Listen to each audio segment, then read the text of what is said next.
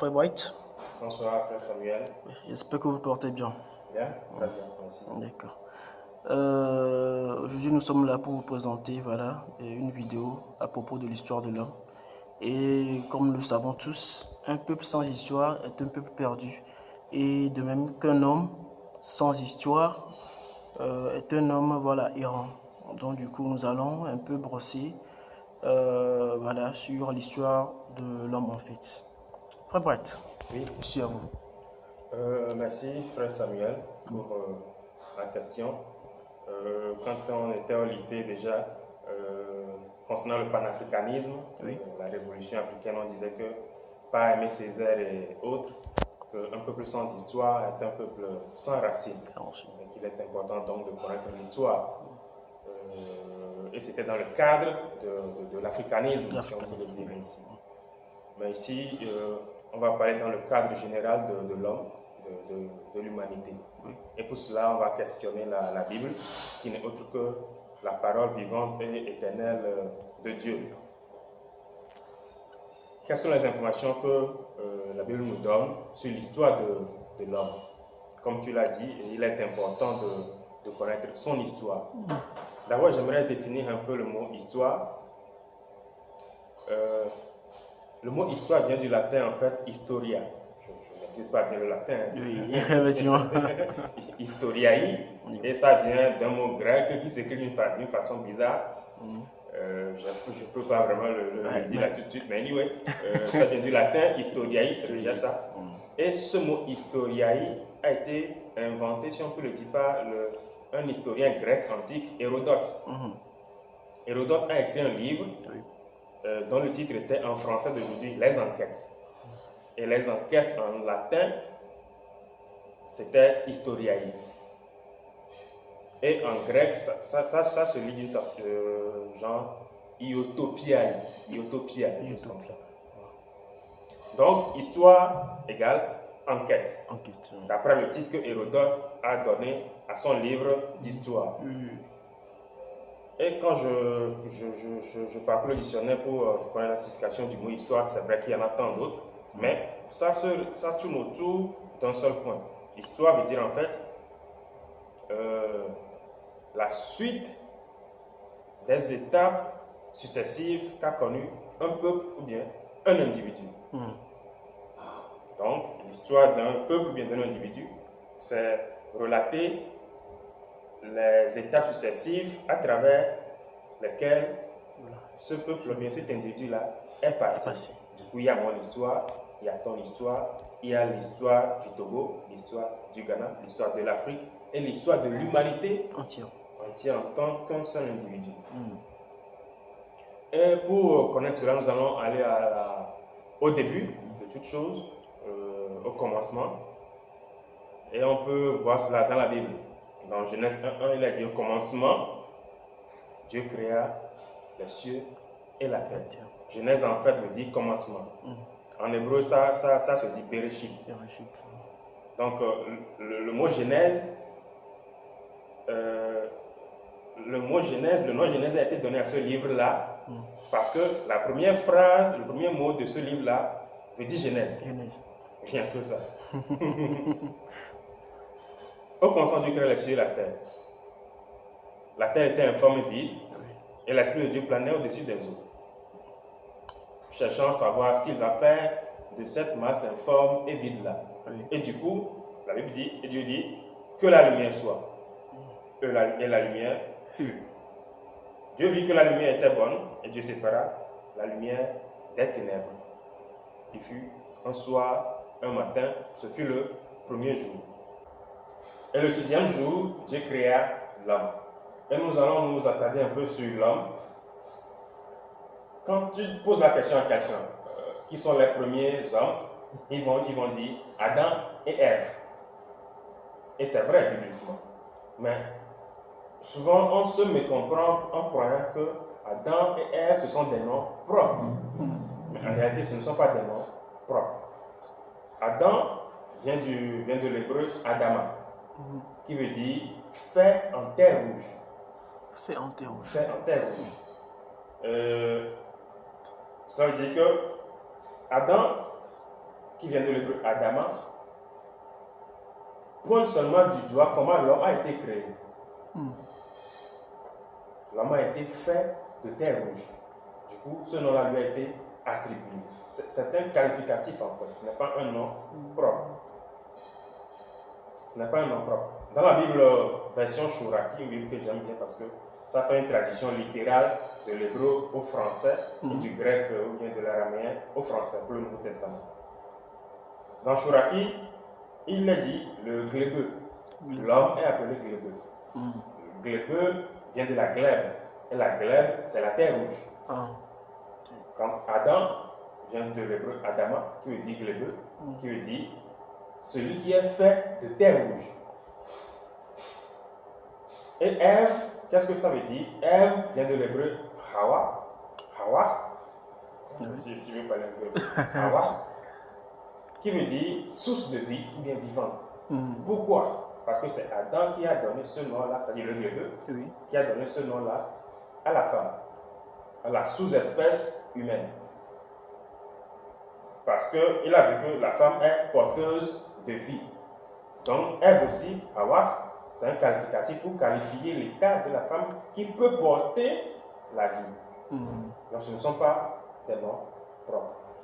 C'est important de garder ça en tête parce qu'on va utiliser cela après pour comprendre quelque chose. Et tout était parfait quand Dieu les a créés. Parce que à la fin, Dieu a dit, à la fin du chapitre 1er de Genèse, que tout ce que Dieu fit était bon.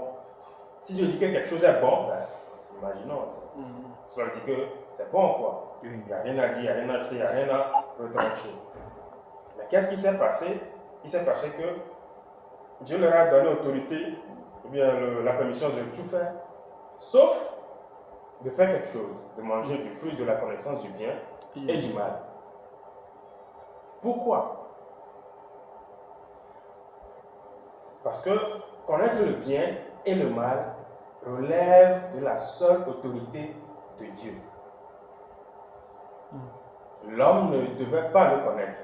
Parce que connaître le bien et le mal est une lourde responsabilité que l'homme ne peut pas porter.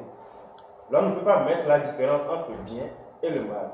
Il n'a pas cette capacité-là. Dieu ne l'a pas créé pour distinguer ces deux choses-là parfaitement.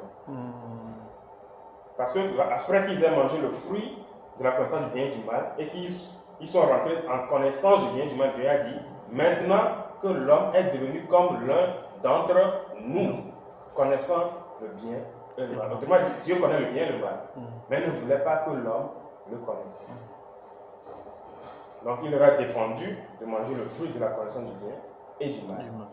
Mais Satan, le serpent, est venu tromper la femme, a endurci le cœur de la femme, et la femme a mangé le fruit, et en a donné à son mari qui aussi en mangea, par amour pour sa femme. Parce que sa femme s'éloignait de lui, et lui aussi a décidé de la suivre dans la chute. Et voilà, les conditions premières de création changèrent en cet instant précis-là. Tout ce qui était bon aux yeux de Dieu, et Dieu s'est reposé parce que tout était bon et parfait, toutes ces choses-là sont devenues mauvaises aux Dieu. Ce n'était plus bon aux yeux de Dieu. L'équilibre a basculé. Tout a changé. Le monde que nous voyons aujourd'hui n'est plus dans sa condition première.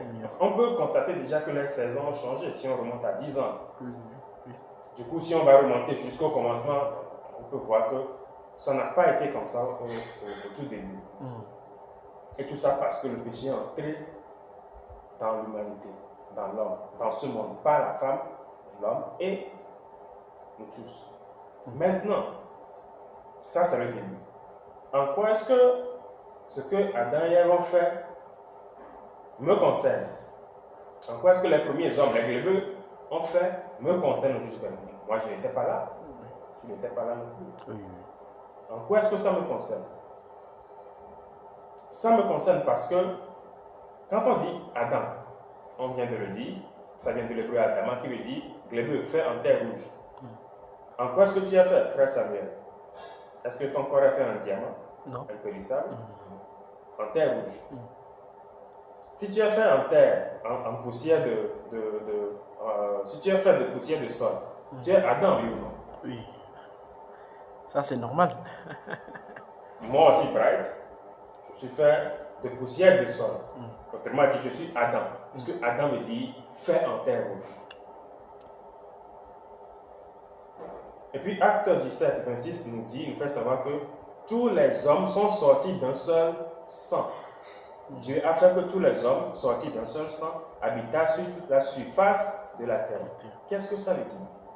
Le sang qui est dans ton corps, c'est le sang de qui? C'est le sang d'Adam. C'est le sang d'Adam. C'est le sang de tes parents. Tes parents l'ont eu de leurs parents l'ont eu de leurs parents, jusqu'à Adam. Ce qui veut dire que, scientifiquement, même c'est prouvé, tous les hommes ont une unicité génétique. C'est vrai que l'ADN est différent de tel homme à tel homme, mais tous les ADN des hommes ont une unicité, bien, quelque chose de commun. Et que ce quelque chose de commun là vient d'Adam. Et toute chose là. Parce que la Bible nous dit que Dieu a fait que tous les hommes sortis d'un seul sang habitassent sur toute la surface de la terre. Ce seul sang là, c'est le sang d'Adam. C'est pour cela que le péché que Adam a commis au départ retombe sur toute sa descendance aujourd'hui. Parce que toi aussi tu es Adam, moi aussi je suis Adam. Et c'est son sang qui coule en nous. Quand Dieu te voit, frère Samuel, en réalité, ou bien quand Dieu voit un homme juste comme ça, Dieu voit Adam en cette personne-là. Parce que Adam est dans cette personne-là, par son sang. Autrement dit, la condamnation qui est tombée sur Adam tombe aussi sur tout homme dans ce monde aujourd'hui. Du bébé au plus grand. Dans Romains 5, il a dit quelque part là-bas que, on va lire, Romains chapitre 5,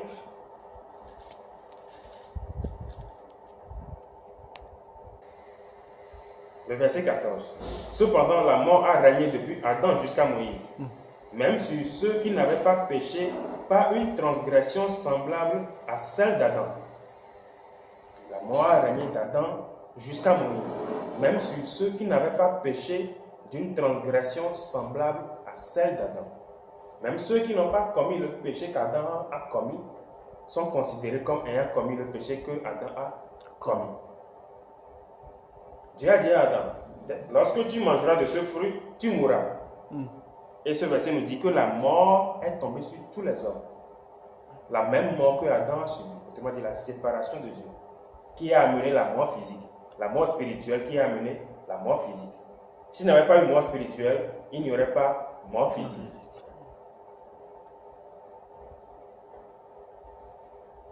Tu n'as pas été là, tu n'étais pas là au temps d'Adam, mais ce qu'il a fait, quand Dieu te voit, il te considère comme toi aussi tu l'as fait.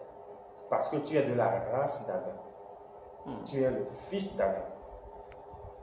L'homme, tout homme est enfant d'Adam. On ne devient pas pécheur parce qu'on pêche. C'est pas ce que la Bible nous dit. On ne devient pas pécheur parce qu'on pêche. Mais l'homme pêche parce qu'il est pécheur. C'est très important. Un adage dit, on devient forgeron en forgeant. Oui. Mais pour ce principe-là, pour cette histoire de péché, ça ne correspond pas. Ça ne peut pas s'appliquer. Donc on peut dire que voilà, les pensées, bien... Les pensées des hommes et de Dieu sont totalement éloignées l'une de l'autre. Ésaïe 55, le verset 8. Les voies de Dieu, les voies des hommes sont totalement éloignées l'une de l'autre, comme la terre est séparée du ciel. Dans la vie, on dit, dans ce moment, on dit, en forgeant, on devient forgeron. Mais on ne devient pas pécheur en péchant. C'est parce qu'on est pécheur qu'on pêche. Autrement dit, on forge parce qu'on est forgeron. L'homme a hérité de la nature du péché d'Adam, du glébé. C'est pour cela qu'il peut pécher. Si l'homme n'avait pas cette nature-là dans son sang, il ne peut pas pécher. C'est pour cela que le serpent a pris soin d'introduire ses pensées dans les pensées d'Ève, et automatiquement, la vision de Ève a changé. Le fruit que Ève fuyait, Ève a dit, ce fruit-là maintenant, il semble bon, bon à manger, agréable à la vue, bon à donner la sagesse. Satan a transformé le cœur d'Adam, le cœur d'Ève d'abord. Et Ève a pu pécher. Ève aussi a transformé le cœur d'Adam d'abord. Et Adam a pu pécher. Et aujourd'hui, tout homme qui naît dans ce monde naît avec ce cœur de pécheur, avec cette nature pécheresse dans son cœur. Dans Nombre 14, on va le lire.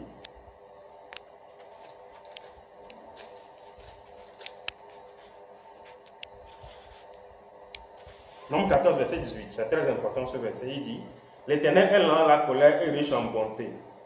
Là, quand tout le monde entend ça, on se réjouit. Mais c'est pas fini. Il pardonne l'iniquité et la rébellion.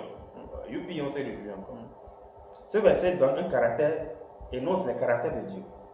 Et souvent, l'homme a tendance à choisir un caractère de Dieu et repousser l'autre. Mais on ne peut pas séparer les caractères de Dieu. Le troisième dit ceci. Mais il ne tient point le coupable pour innocent. Et il punit l'iniquité des pères sur les enfants jusqu'à la 3e et la 4e génération. Dieu pardonne l'iniquité. C'est-à-dire, ce que tu as fait, Dieu peut te le pardonner. Mais Dieu ne te tiendra point innocent. Parce que tu es coupable. Tu as péché, oui ou non? Oui, il a péché. Ce que tu as fait, Dieu peut dire, ok.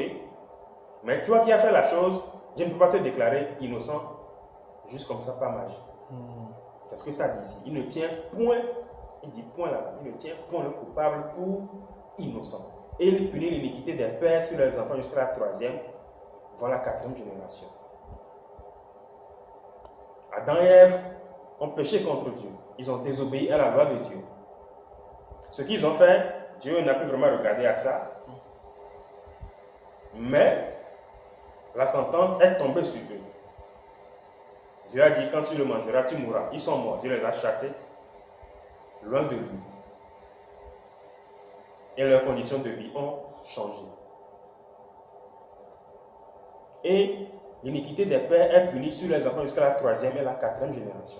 C'est pour cela qu'aujourd'hui, nous subissons encore la colère de Dieu contre le péché. Parce que le péché d'Adam est encore puni sur l'homme aujourd'hui. Quelqu'un qui veut se montrer intelligent pourra me dire, il a dit ici sur la 4e, la 3e génération. Oui, effectivement. Autrement dit, 3e, 4e génération, là, ça doit être passé longtemps depuis. Oui. Ou bien. Oui.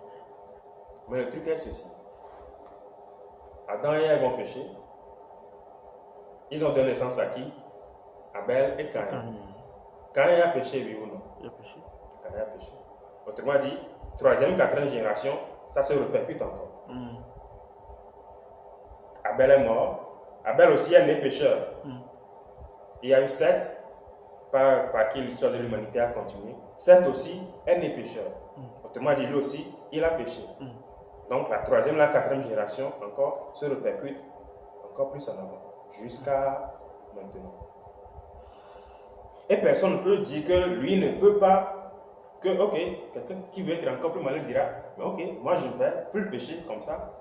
Mes enfants de 3e, 4e génération là, eux ils iront bien, ils n'auront plus de péché. La nature pécheresse en eux. Ce serait se mécomprendre et se tromper. Parce que le cœur de péché est déjà en toi. Le sang de la nature du péché est déjà en toi. Et tu ne peux que forger parce que tu es déjà forgeron.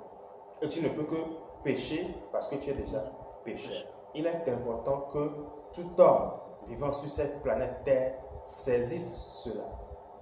Parce que c'est ça l'histoire de l'homme. Hérodote a nommé son livre Les Enquêtes. Et d'après les enquêtes faites dans la Bible, c'est ça qui ressort. La race humaine est condamnée depuis le premier homme qui a été créé. Depuis que le premier homme a désobéi à son créateur et que le créateur s'est éloigné. Et Satan est venu prendre la place du créateur dans le cœur de l'homme. C'est ça l'histoire de l'humanité. C'est ça le problème que la race humaine a sur cette terre. C'est pour cela qu'à la fin, quiconque ne naîtra pas de nouveau sera jeté dans le temps de feu. Autrement dit, sera encore plus éloigné de Dieu. Autrement dit, les conditions de vie seront encore pitoyables. On ne peut même pas l'imaginer. C'est ça qu'on appelle la seconde mort. Parce qu'il y a eu une première mort en Éden, spirituelle. Et la seconde mort, ça veut dire une double séparation encore de Dieu. Du coup, là où ceux-là vont se retrouver, les conditions de vie seront, on ne peut pas imaginer, extrêmement difficile. Tout ce qui peut y avoir de difficile. Maintenant, Dieu a mis sur pied un plan pour sauver l'homme. Dans l'une de nos vidéos précédentes, on a parlé un peu de ça brièvement. Mais j'espère qu'on va encore y revenir, pas dans cette vidéo-là en tout cas. Dans Ézéchiel 36, le verset 25 en allant, une prophétie a été faite là-bas, dévoilant le plan de Dieu, où Dieu dit que je déverserai sur vous une eau pure, qui veut dire sa parole. Je changerai vos cœurs de pierre, c'est-à-dire le cœur de péché que nous avons reçu d'Adam. Je changerai vos cœurs de pierre en cœur de chair. Et je mettrai en vous un esprit nouveau. Parce que l'esprit que l'homme a aujourd'hui, ce n'est pas l'esprit de Dieu. L'esprit de Dieu, c'est déjà écarté. Je mettrai en vous un esprit nouveau, afin que vous pratiquiez mes ordonnances. Pourquoi? J'avais déjà dit que c'est parce que le cœur d'Ève a été changé par les paroles mielleuses de Satan. C'est pour cela qu'elle a pu pécher. Donc Dieu aussi dit qu'il va changer le cœur de l'homme de la façon dont il était avant, c'est-à-dire le cœur premier, avant la chute. Il va encore restaurer ça, afin que l'homme puisse lui obéir. Et ça, c'est en des étapes successives. On va y revenir si le Créateur le permet. Et ce processus-là de changement de cœur de pierre en cœur de chair, ce processus-là de la réception de l'esprit nouveau, qui vient de quand Dieu répand son eau abondante sur nous, c'est-à-dire sa parole, c'est ça qu'on appelle la nouvelle naissance. Quelque chose qu'il faut expérimenter. Dans Jean 3,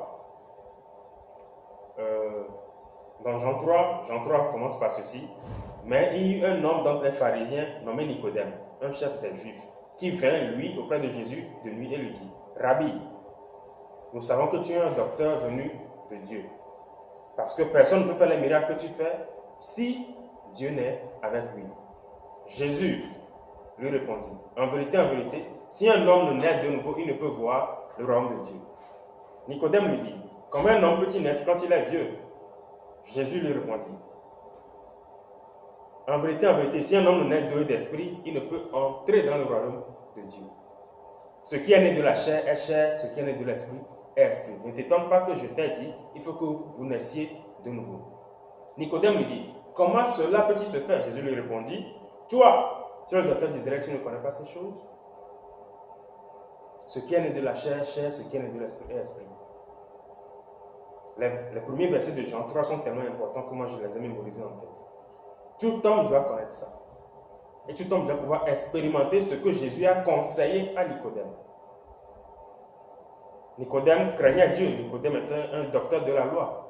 Nicodème était un bon religieux, un adorateur de Dieu. Mais il n'était pas né de nouveau. Il n'a pas expérimenté cela. Et quiconque n'a pas expérimenté cela a toujours le cœur de pierre en lui. La nature pécheresse est toujours vue par Dieu. Et Dieu le punira des feux de l'enfer. Des feux de l'enfer à la fin. Es-tu né de nouveau? As-tu expérimenté la nouvelle naissance? Ça ne s'enseigne pas, ça s'expérimente à travers la parole, à travers l'eau qui se déverse abondamment sur toi, à travers les mots de la Bible. L'as-tu fait? Es-tu passé par la porte étroite? Jésus a dit dans Matthieu 7, ceux qui iront dans le royaume des cieux, ce ne sont pas ceux qui disent Seigneur, Seigneur. Qui sont ceux-là qui disent Seigneur, Seigneur à Jésus? Qui peut appeler Jésus-Christ Seigneur? En tout cas, ce n'est pas mon oncle petit cher au village. Il ne connaît même pas Jésus, il ne peut pas l'appeler Seigneur. Mais qui peut appeler Jésus Seigneur, Seigneur?